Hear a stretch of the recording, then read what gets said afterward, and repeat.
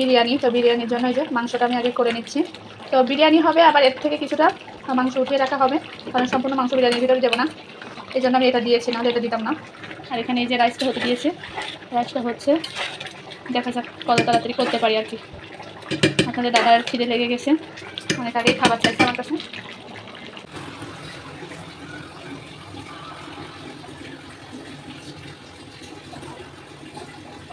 তো বন্ধুরা, আপনারা কী মনে করেছেন মুরগির হাত পা দিয়ে রান্না করেছি বলে বিরিয়ানি টেস্ট হবে না? এরমটা আবার ভাবেন না। মুরগির হাত পা দিয়ে রান্না করেছি বলে বিরিয়ানিটা আরও বেশি মজা হয়েছে। আসলে হাত পা দিয়ে রান্না করার কারণ কি, এই যে গ্রেভিটা এই গামলার মধ্যে উঠায় রাখি একটু মাংস। আমার আবার শুধু বিরিয়ানি ভালো লাগে না, বিরিয়ানির সাথে একটু মাংসের গ্রেভি থাকবে, আলাদা মাংস একটু ভুনা থাকবে, ওইটা নিয়েও খাইতে খুবই মজা লাগে, এটা আলাদা স্বাদ লাগে। তো আমি আগে এটা দিয়ে খেয়ে নিচ্ছি, যতক্ষণ মনে চাই ততক্ষণ এটা দিয়ে খেয়ে নিচ্ছি। আর খাওয়া দেখেই বুঝতে পারছেন আজকে আমার কোনো খাওয়া থামবে না, ইচ্ছা মতো খাবো, যতক্ষণ মন চাই খাবো। তো একটা কথা আছে না যে খাইয়ে দিয়ে পরের দিনই চিন্তা পরের দিন করবো, আগে খাইয়ে দিয়ে আজকেরটা খাইয়ে নিই। তো এইরকমই একটা অবস্থা, ঠিক ইচ্ছা মতো খাচ্ছি। বিরিয়ানি এত মজা হয়েছে, আর পরিমাণটা দেখেই বুঝতে পারছেন।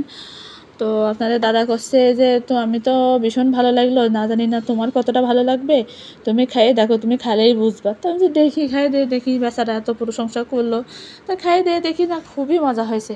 এইবার হচ্ছে আমার আসল কাহিনী শুরু, এবার একটু ঝোল নেব, এবার ঝোলের প্রেমে পড়ে যাব। তো বেশি করে ঝোল নিয়ে মাংস নিয়ে এক ভাব নিতেই থাকবো আর খাইতেই থাকবো। তো কতটা যে আমরা বিরিয়ানি রান্না করলে না, বিরিয়ানির মতন মাংসর পরিমাণটা বেশি না হলে আমাদের কাছে বিরিয়ানিটা আবার ভালো লাগে না। তো অনেকটা মাংস হওয়া লাগবে, না হলে। আর আমাদের যারা দাওয়াত দেবেন তাদেরকে বলে রাখি, বিরিয়ানি রান্না করবেন একটু মাংস বেশি দেবেন। ওই যে এক কান পারবে দু কান পারবে, আমরা কিন্তু ওসব পছন্দ করি না, আমার ওসব আমি খাইতেই পারি না। বেশি মাংস না হলে আমি এবার বিরিয়ানি আমার মুখেই ওঠেই না, একটু বেশি মাংস লাগে আমার।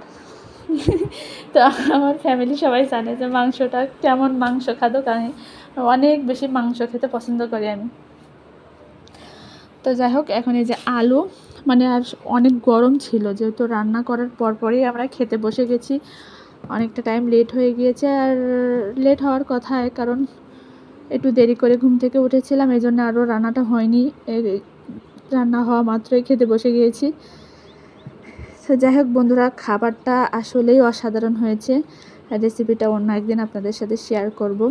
আর ভিডিওটা যদি ভালো লেগে থাকে অবশ্যই এটা লাইক কমেন্ট শেয়ার করে দিবেন। আর আমার ভিডিও আপনাদের কেমন লাগে, খারাপ লাগলেও জানাবেন, ভালো লাগলেও জানাবেন। আর আজকের মতো ভিডিওটা এই পর্যন্তই, আর কথা না বাড়াই, কারণ আমার খাওয়া শেষ হবে না, আমি আবারও নেব, আবারও খাবো, তারপরে স্প্রিট খাবো, তারপরে খাওয়া শেষ। আপনাদের দাদা ঘুমাতে গেছে, এখন আমি খাইতে থাকি।